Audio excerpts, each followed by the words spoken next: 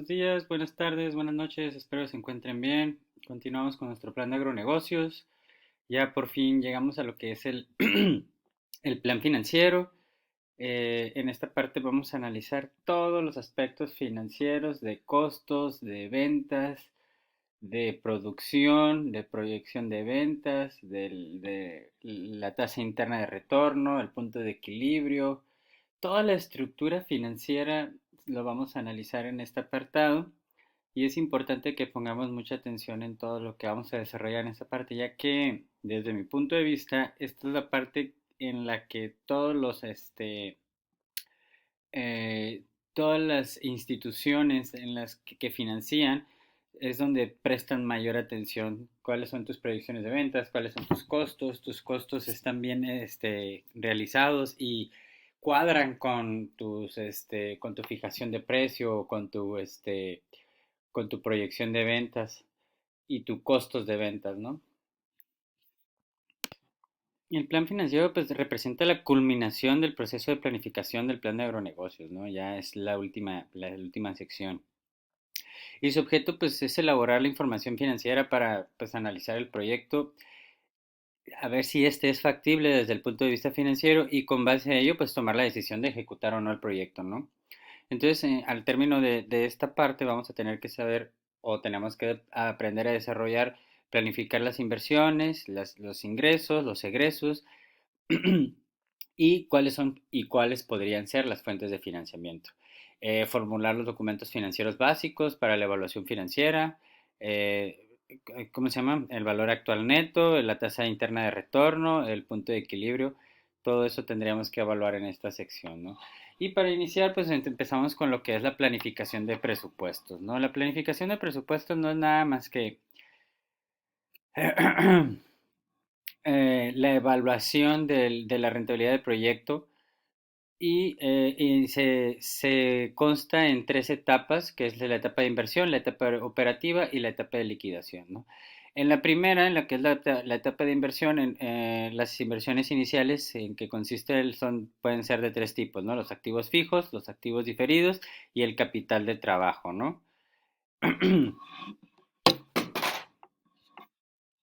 Y después sigue lo que es la etapa operativa, los ingresos y egresos que se proyectan y se derivan en la actividad económica del proyecto en vez de en operación, ¿no?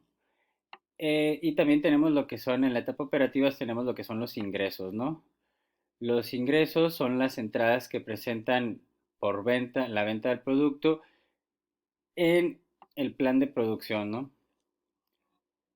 Pero pues sí es necesario estimar el concepto en términos monetarios siempre para que se pueda facilitar el precio de venta en algún momento, ¿no?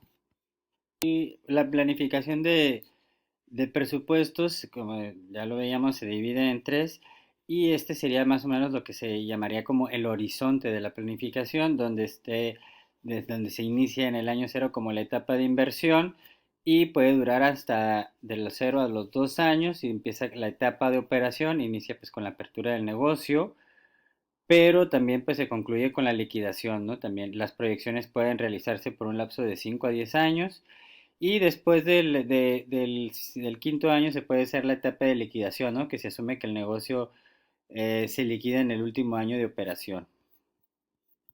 Igual en la misma etapa operativa pues, vimos los ingresos, ahora vemos lo que son los egresos. Lo constituyen pues, los costos de producción, así como los gastos de administración y de ventas, ¿no? Otros desembolsos que pueden ser también como impuestos o intereses o alguna contratación de alguna deuda o algún gasto que no se tenía previsto también, ¿no? Y después sigue lo que es la etapa de liquidación, ¿no? En esta fase pues solamente se registran ingresos y para fines del análisis se asume que los activos fijos en ese momento se venden a costo. Y otro ingreso pues que se integra es la recuperación del capital de trabajo debido a que pues no hay más años o meses que respaldar con esa inversión. Es decir, si nosotros pedimos un préstamo y ya terminamos de pagar ese préstamo, pues ese dinero que estábamos destinando al pago pues ya se convierte en utilidad, ¿no? O en capital de trabajo también se puede volver a reinvertir. Y ya después continuamos con lo que es el precio de venta. Es muy importante determinar qué precio de venta vamos a fijar en nuestro producto y servicio porque este puede determinar el éxito o fracaso del producto. Muchas veces determinamos o pensamos que nuestro producto puede valer más o le damos mayor valor agregado que el de los consumidores le pueden dar y pues pues se podría el precio de venta te podría determinar un espacio en el mercado o tu salida inmediata, ¿no? Entonces, el precio de venta pues no es más que esta parte que el consumidor va a pagar por su producto o servicio y debe de cubrir lo que es los costos y garantizar la permanencia del agronegocio en el mercado, ¿no? Y pues independientemente del enfoque que se decide establecer para fijar el precio, lo primero que se debe conocer es el costo unitario, los costos fijos y variables, en lo que se incurre para producir un producto y aplicar la margen de ganancia, ¿no? Para ello, pues los egresos se clasifican en variables y fijos, ¿no? ¿Qué es un costo variable? Pues son todos aquellos gastos o erogaciones que se modifican de acuerdo con el volumen de ventas, ¿sí, no? Principalmente están asociados a costos directos de producción, a mano de obra, a materias primas, a envases, embalajes y otros materiales de consumo de energía, ¿no? Y los costos fijos son egresos que sostienen la estructura del negocio y su cuantía pues siempre es la misma, ¿no? Es decir, son los mismos cada determinado tiempo, ¿no? Así haya o no haya ventas, ¿no? Eh, una manera de determinar nuestro precio de venta es determinar cómo son los costos, ¿cómo se llaman? Los costos anuales y costos anuales variables y fijos y se dividen entre el número de unidades que se prevé vender anualmente para calcular los costos, ¿no? Es decir, el costo variable unitario es igual al costo variable anual entre venta anual de unidades, ¿no? Y aquí viene un ejemplo de cómo son tus costos anualmente entre las ventas que pretendes realizar y ese sería tu costo variable unitario, ¿no? Ese 1308, perdón. Y tus costos fijos es igual a tus costo fijo anual entre las ventas anuales, ¿sí? Y eso sería el 13 y el 3 serían la suma de tus costos totales, ¿no? Con los costos unitarios y el margen de utilidad que se desea obtener, se aplica la fórmula del precio, ¿no? Que es el precio de venta, que es el costo variable unitario, más el costo fijo unitario, entre uno menos el margen de utilidad. El margen de utilidad tienen que determinarlo, yo les recomiendo que lo determinen en porcentaje, es mejor sacarlo en porcentaje, ¿no? Entonces sería el precio de venta, aquí le buscan sacar el 25%, ¿sí? Uno menos 25 sería 16.20 entre 75, y el precio de venta sería de 21.60, ¿no? Eh, es importante que determinemos y utilicemos esta fórmula para determinar nuestro precio de venta, ya que a veces se nos hace muy sencillo y si no determinamos lo que nos va a costar y queremos vender más barato, pues nunca vamos a ganar nada, ¿no? Continuamos pues después con el flujo de caja mensual. Y el flujo de caja mensual lo único que hace es resumir los ingresos y egresos en efectivo del proyecto. Y es de utilidad porque permite conocer la liquidez de la iniciativa en el primer año de operación y ayuda también a estimar la inversión inicial en capital de trabajo y para saber la capacidad de pago de deuda en caso de que se contrate un crédito. Existen varias formas para construir el flujo de caja y y se toma de la siguiente manera, ¿no? Los ajustes de referencia se aplican a partir de la utilidad o pérdida. eh, a este se le suman las partidas que no representan las salidas de efectivo y se le restan aquellas que no implican entrada de efectivo. Y pues se realiza debido a que el estado de resultados muestra ingresos y egresos en el momento que se generan con independencia del momento en que esos movimientos se hagan efectivos. Por ejemplo, las ventas que se registran cuando se concretan. Pero puede ser que esas ventas sean a crédito, ¿sí? Entonces no van a entrar hasta dentro de 6 meses, supongamos. La mayoría de los conceptos que se entregan en flujo de caja fueron calculados en planes previos, excepto los ingresos por ventas. Y por tal motivo, pues vamos a tratar de explicar lo referente a los ingresos y a las conciliaciones que afectan la utilidad o pérdida neta, ¿no? Ya después seguimos en esta parte con lo que es ingresos por venta y los ingresos mensuales por venta se estiman multiplicando las unidades de producto que se prevén colocar en el periodo de un tiempo por el de precio de venta, ¿no? Supongamos que queremos colocar 21.649 unidades por un precio de 21.60, pues serían 467.614 pesos por mes. Eh, para este caso, pues aquí dejamos lo que es el ejemplo número del cuadro número 42, donde se hacen los ingresos, los costos de producción, los costos directos, los indirectos. En el caso de que sea necesario la depreciación, la utilidad bruta son los gastos de administración, perdón, administración, sueldos, los suministros, los gastos de venta, los gastos de venta generales, los consumos, las comisiones sobre ventas, los gastos financieros, los impuestos, la depreciación y amortización, la disminución en clientes, puede ser disminución en inventarios, aumento en proveedores, aumento en clientes, aumento de inventarios, disminución de proveedores, eso nos daría lo que es el flujo de caja, ¿no? El flujo de caja, en resumidas cuentas, es lo que tenemos en efectivo en ese momento y se coloca cuando existe efectivo, o se escribe aquí cuando existe efectivo en la caja, ¿no? Los ingresos por venta pasamos a lo que son los costos de producción, que son los costos directos que se registran en el cuadro anterior, eh, y pueden ser variables o pueden estar o pueden ser ¿cómo se llama? Fijos también, ¿no? Y los costos directos, es decir, todos los costos que influyen dentro de la producción, sí, son igual a todo unidades en un mes por el costo unitario, por el costo variable unitario, ¿no? Y lo sacamos, ¿no? Todas las ventas de un mes, que serían 20.649, por el costo unitario, que serían 11.92, y nos daría el resultado. Eh, la operación aplica para los costos indirectos y la depreciación, porque son egresos que también son considerados como fijos, ¿no? Y como les comentaba anteriormente, y generalmente pues la depreciación está distribuida dentro del grupo de gastos en las áreas que se utiliza por activo. Pero si se trata de la depreciación de una computadora, pues esta se registra en gastos de administración, ¿no?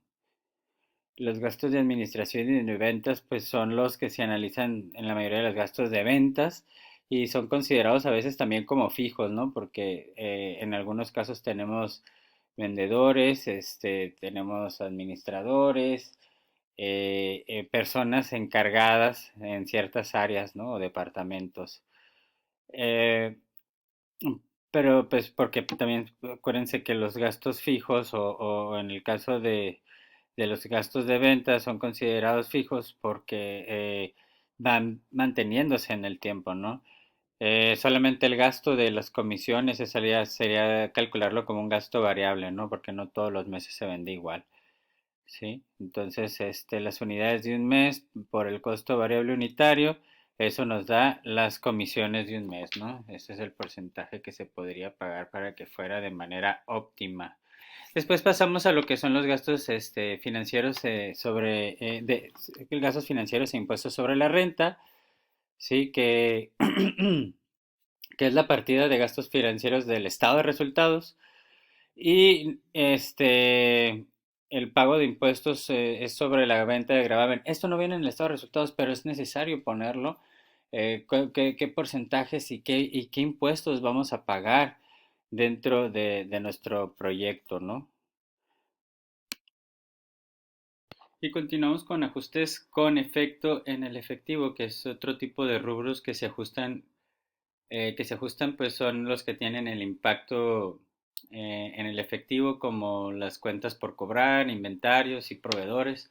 Estos últimos tres pues están intrínsecamente relacionados. Si los inventarios se compran a crédito, pues se genera una deuda con proveedores y a su vez los inventarios pues son vendidos a crédito, se proporcionan cuentas por cobrar, ¿no?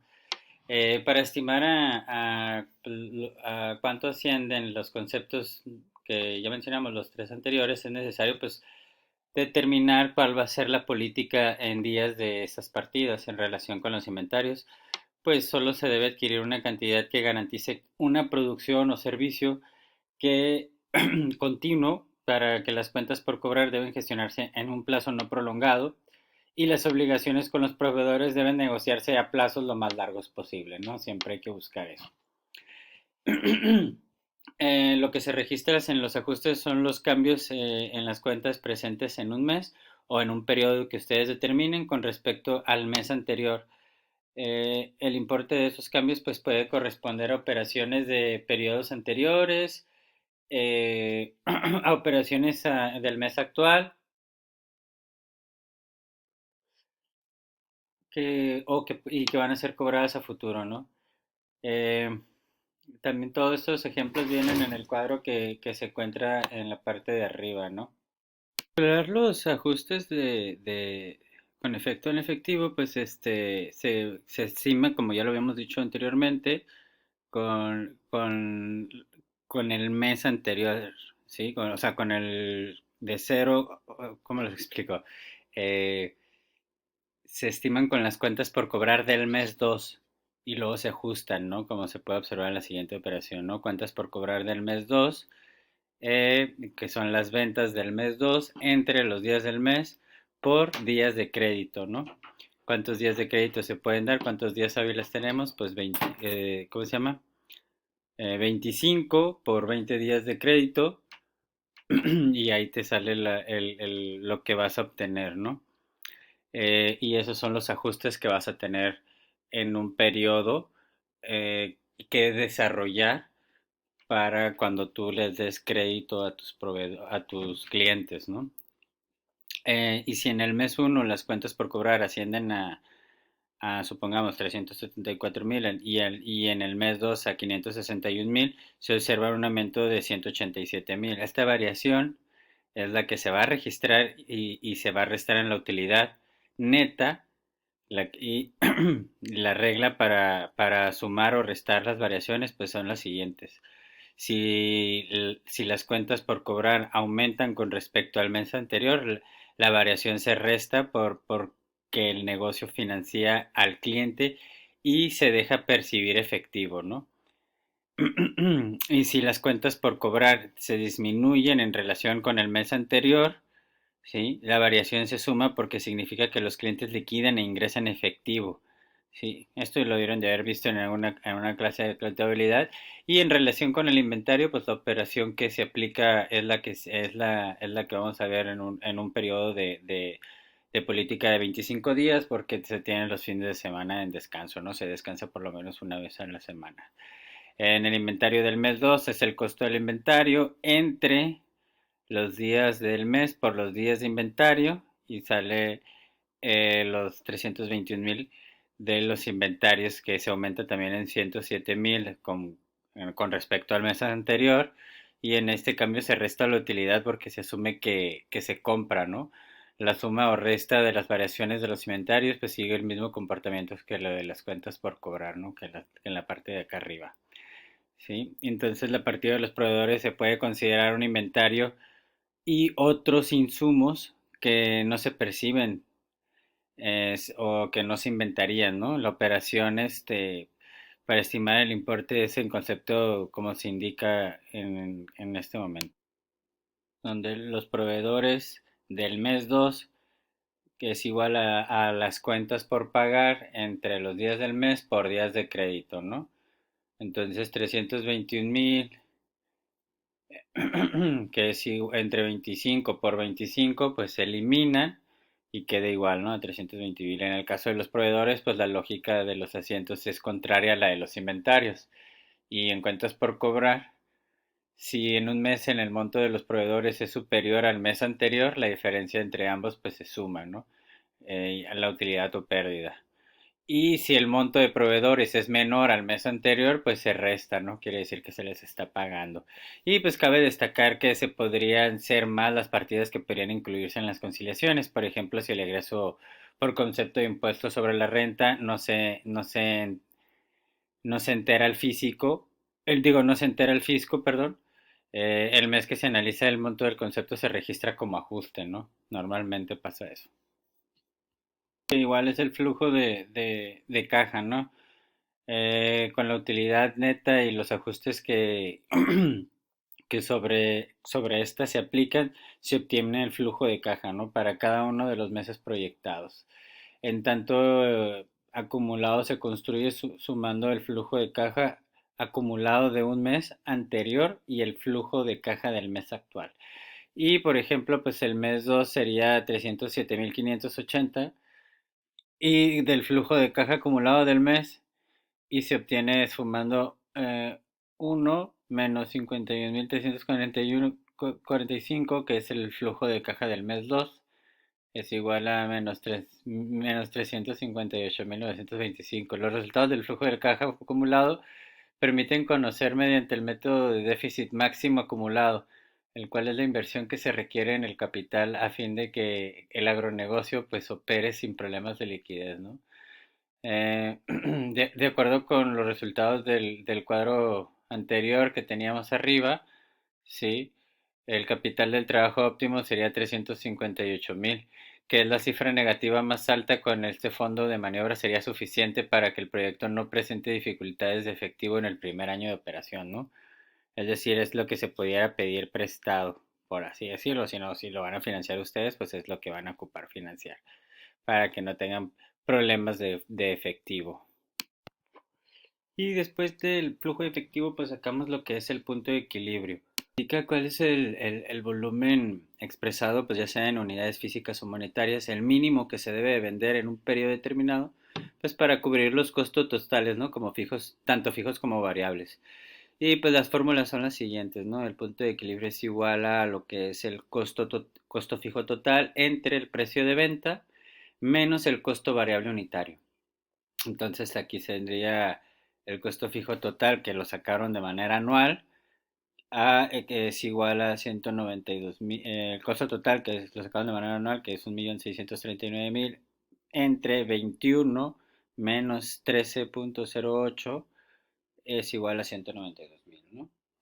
De acuerdo pues con los resultados, ventas por debajo de 221.000 unidades ocasionarían pérdidas y por arriba pues generarían ganancias, ¿no?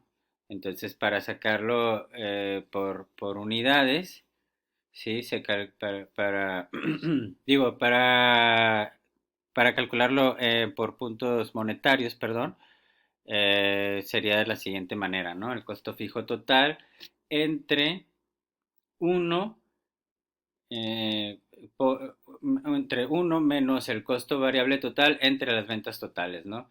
Entonces sería como lo viene en este ejemplo de acá, ¿sí? Entonces hacer las ventas de 11.339.000 superiores al punto de equilibrio, se deduce que el proyecto pues está generando bastantes ganancias, ¿no?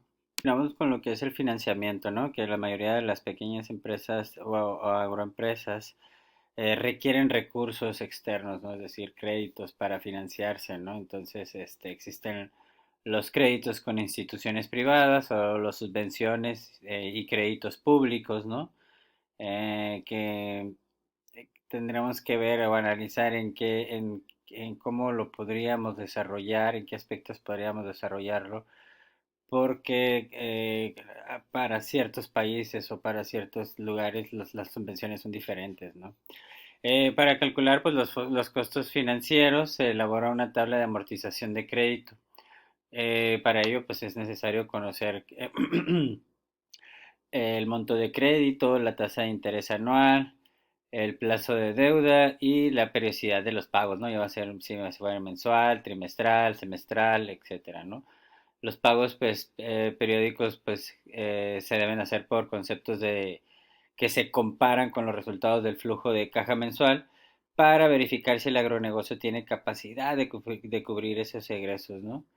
Eh, Y de ahí pasamos a ver cuál es el flujo de caja anual, ¿no? Para evaluar la rentabilidad del proyecto, pues se proponen el valor actual neto y la tasa interna de retorno, ¿no? Y estos indicadores pues se basan en la medición de ingresos y egresos futuros y por ello pues es necesario proyectar un flujo de caja anual. Desarrollar el flujo de caja anual, pues primero se tiene que sacar los flujos de efectivos iniciales, que es en el año cero, es decir, en la etapa de inversiones. Se sienta como egresos la compra de activos fijos y diferidos, así como el capital de trabajo, y se considera como inversión el impuesto al valor agregado, es decir, el IVA, mismo que se recomendó omitir en los presupuestos de activos fijos y diferidos, como anteriormente se comentó. Y la única fuente pues, de ingresos en esta fase es el monto del crédito.